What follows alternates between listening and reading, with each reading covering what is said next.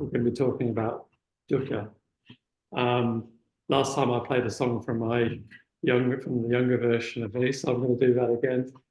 And this goes back to northern England, which is where I first heard this song, which I used to live. Grew up in a place called Chester, which is near Manchester. And this band called the Smiths glorified in misery. And this song I heard on an occasion when I was 21, and that was the perfect storm of things happening to me which were making me quite miserable. And I heard this song one morning, and it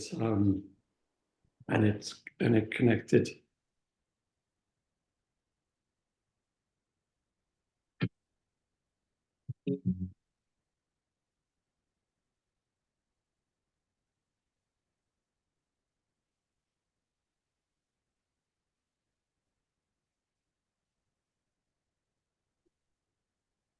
I was happy in the haze of a drunken hour, but heaven knows I'm miserable now. I was looking for a job and then I found a job, and heaven knows I'm miserable now. It's my life. Why do I give valuable time to people who don't care if I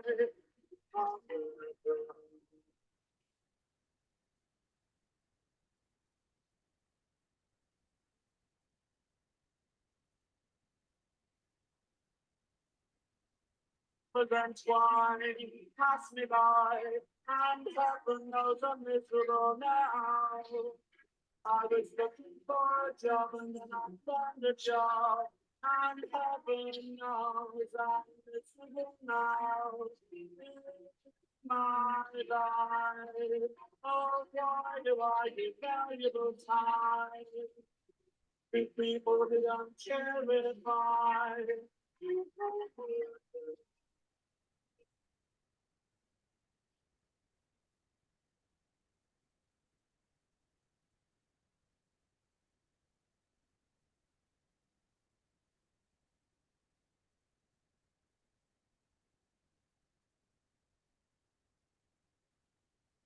what she asked of me at the end of the day, Caligula would have blown. Oh, in the house too long, she said, and I naturally fled. In my life, why do I smile at people who I'd much rather take in the eye?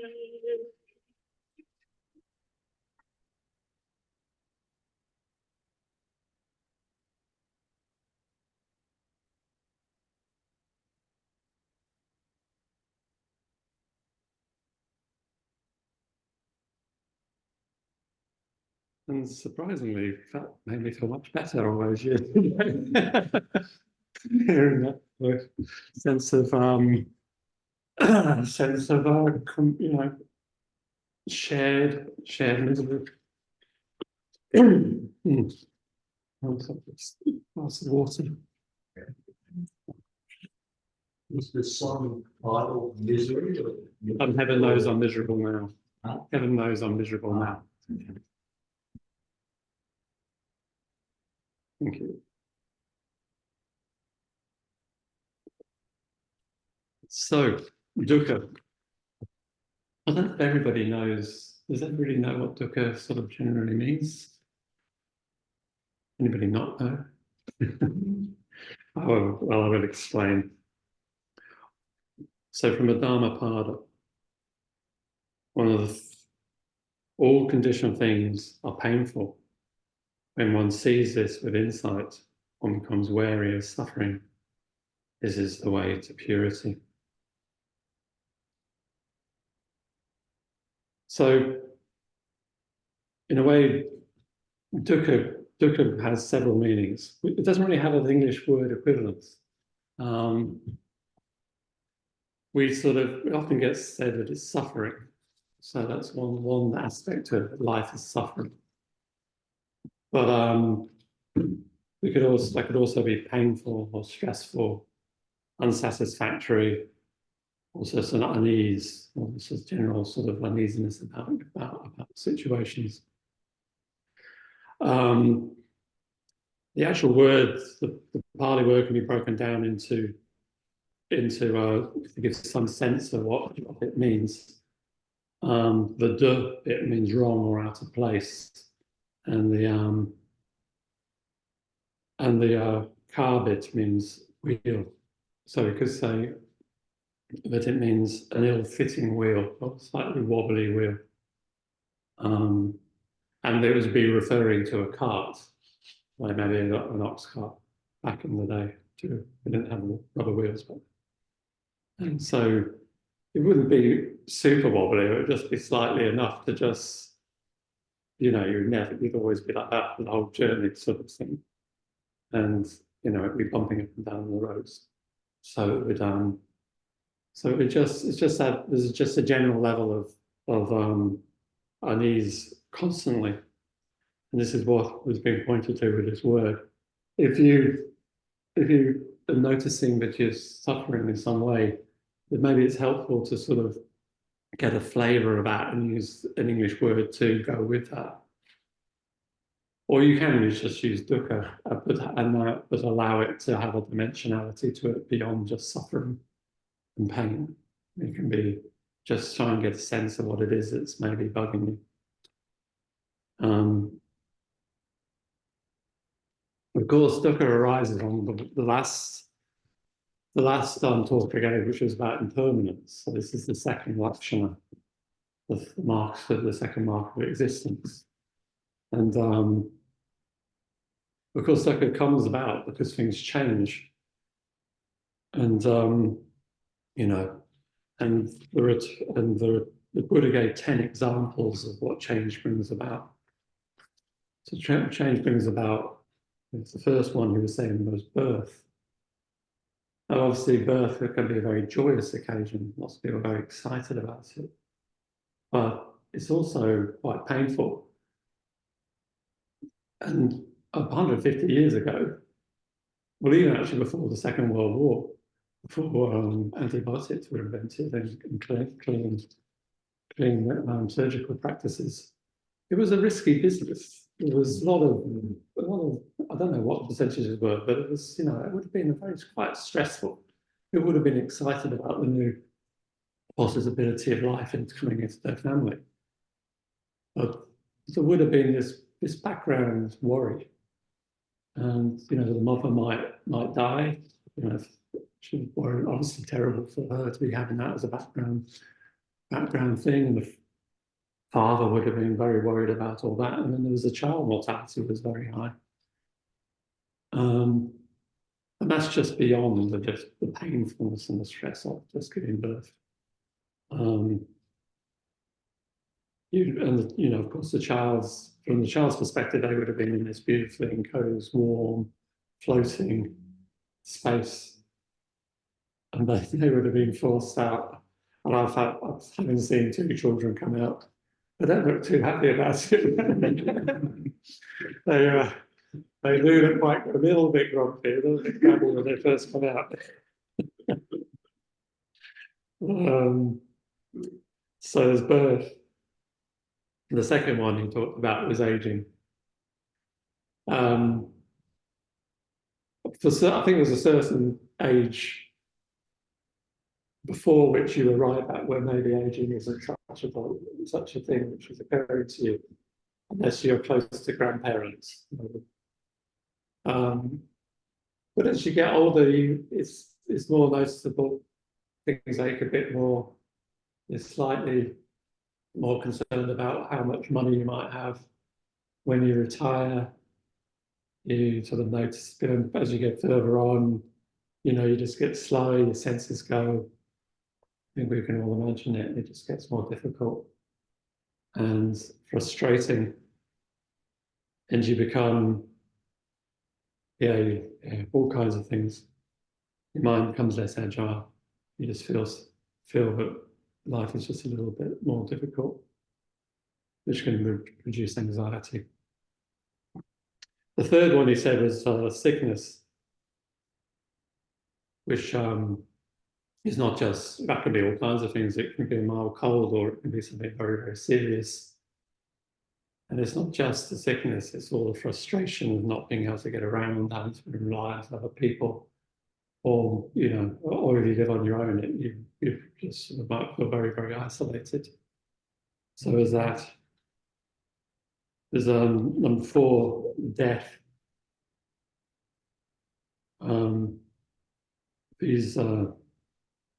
That's the big one. It's a very large one. And it's sort of very, you know, for the person who's dying, there's all kinds of things which accompany it, like remorse and sadness that they're going to be leaving this world of all their endeavors. And there's the loved ones of that person as well, who are, you know, finding it very difficult and stressful. And then the grieving afterwards. There's another one which is contact with what one dislikes. And that's, that could be all kinds of things. I was thinking if it could be other people, of course, as people at work especially, you could see that as a problem. And in some ways there wouldn't be any Dharma if it wasn't for other people. It's all kind of, it's about how we work with a lot of our interactions with each other. And things changing and people changing their minds about things. One of the last one was like the weather. Sometimes we don't want the weather to be how it is. This summer has been very hot and humid. I was quite glad that it's now moving into winter. So there's another one there. The separation, another 6, the separation from what one loves or likes. The separation from loved ones who might be in other countries. There might be people who we've once really got on with, and we'll see them only every 5 or so years. And it's just not practical to see these people anymore. So that can be sad. I mean, I've come from England and I go back from time to time and I see people there. And I always seem to have resolutions to try and ring them up on WhatsApp or whatever. But you never do, you just don't get time because you've got your busy life here. And as you get older, you know that you're just going to be seeing these people a handful of times again. So there's some of the sense always quite profound saying goodbye to people on that level.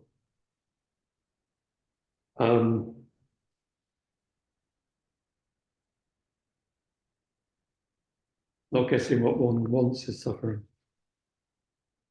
That could be promotion at work, or software might keep on crashing and it's stopping you from finishing your work and stuff. All kinds of frustrating things which enable you not to get what you want.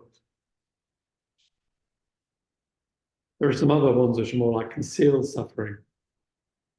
Edward Conz, who's a Buddhist commentator, talks about some of these, like how we can have pleasant experiences, but we're sort of, our subconscious is a bit aware that there's a bit of unease there because our pleasant experiences coming off the back of some other beings' less pleasant experiences as a result of your habits. Meat eating could be given an example, or maybe rich people may feel uneasy about their wealth when they can see other people having a harder time in society.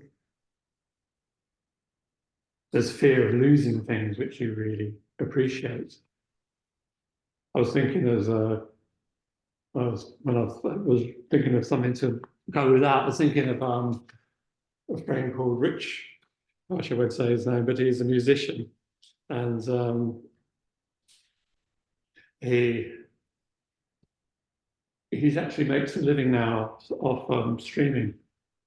So for years he's just been teaching piano and making a bit of money.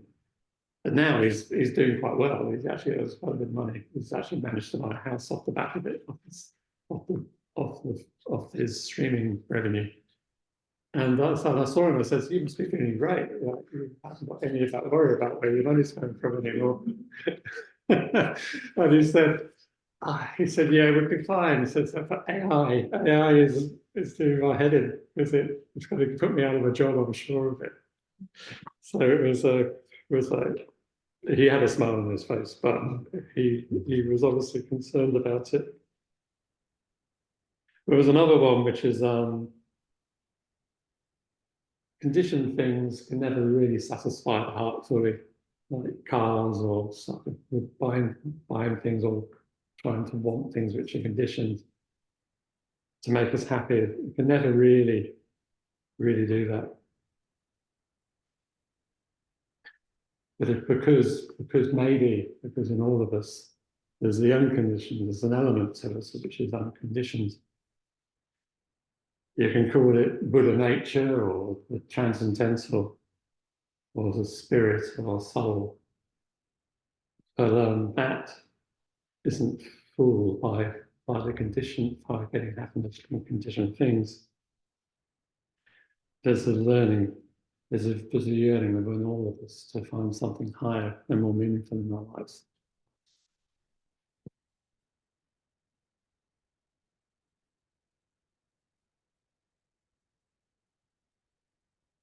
And of course, suffering is where you could say the rubber really hits the road in dharmic terms. From the setting of the wheel of the Dharma Emotion Sutta, the Buddha came up with what the prescription for our ailments is. The Four Noble Truths, which I'm sure many of you have heard. Dukkha arises from craving, grasping, and thirsting. The way we interpret what our problem is key to whether we have a problem or not. Or we may still have the problem, but how we interpret it will determine the pain we find. And with this in view, the Buddha in the Dhammapada, the first thing he says is, experiences are preceded by mind, led by mind, and produced by mind.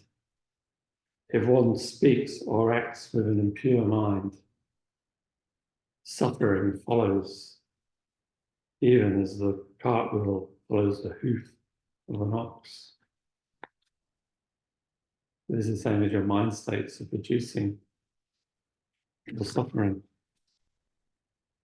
And he said there are three poisons which do this: greed, hatred, and delusion. These are constant things which are turning cyclical existence, which is what we find ourselves in. We're repeatedly doing the same things which are making us unhappy. Greed and craving, clinging, addiction to pleasant things. Hatred, aversion, avoidance, rejection. Delusion is ignorance, misunderstanding what is really happening here. But for the third noble truth, he says there's a way out of all this. It doesn't have to always be like this. He says experiences are preceded by mind, led by mind, produced by mind. If one speaks or acts with a pure mind, happiness follows like a shadow that never departs. And he had three antidotes to greed, hatred, and delusion. And they are generosity, Dharma, wisdom, Prajna, and loving kindness, metta.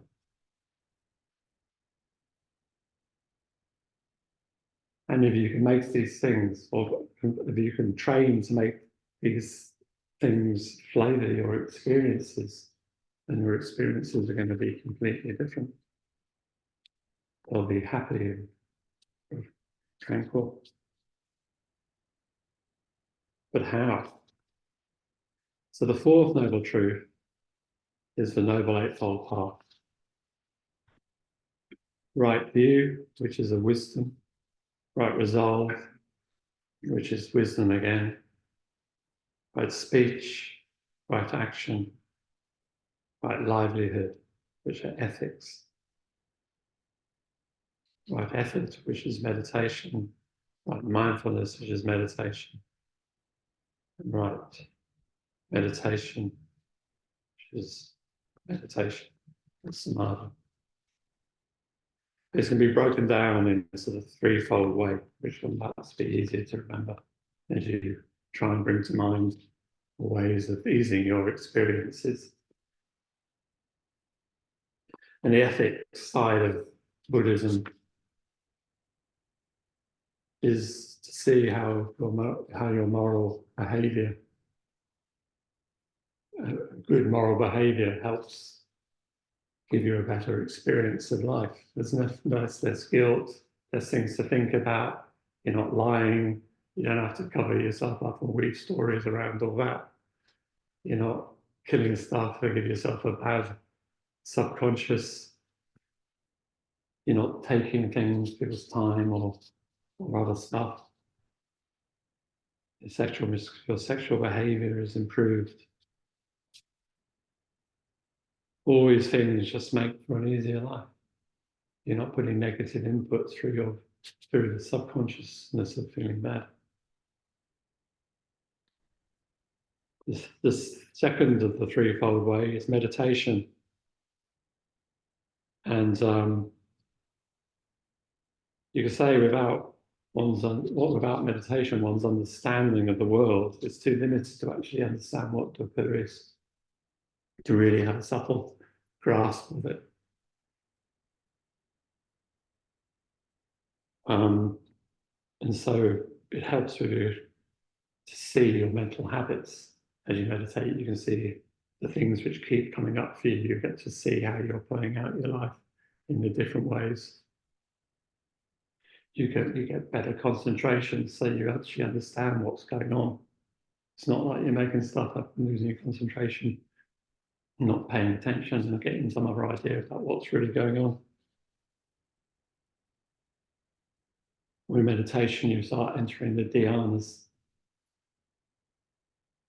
So with the first, which is a whole huge subject on their own, but as you enter them, you start to become less distracted, have less unwholesome thoughts, and you just generally feel more of a regarding the definition of your sense of being separate from the universe diminishes. Meditation transforms your mind.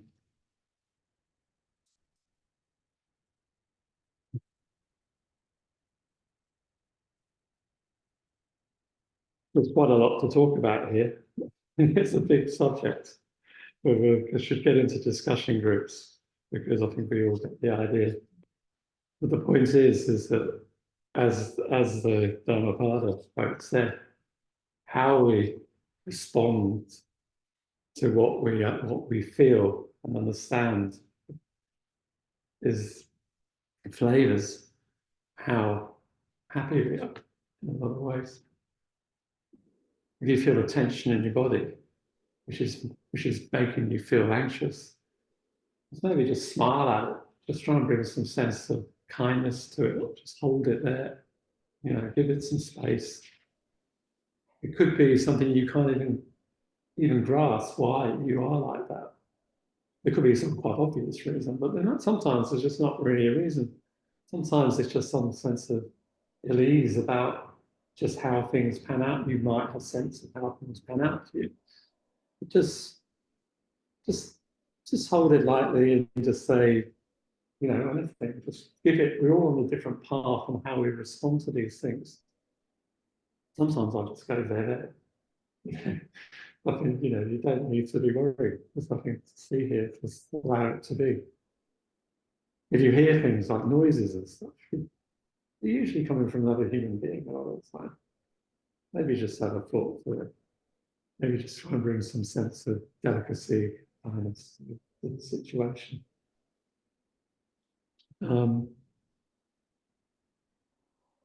There's a lotus analogy, which I'll just finish on. It's in the mud, the smelly, stinky mud, the bottom of the ponds. The lotus seed moves its way up through that mud, up through the murky water, and this beautiful flower that emerges above the water. You ever see lotus ponds, you'll see them all, little buds just poking up at different heights, and some open and some not. And this is just an analogy for how hard stuff develops us and can bring beauty. And in a way, you should be, you can almost be grateful for problems because it's an opportunity to work with loving kindness and generosity and love and regardedness and help to refine and build ourselves into a happier and more helpful, kind human being. So that's me. Thank you very much.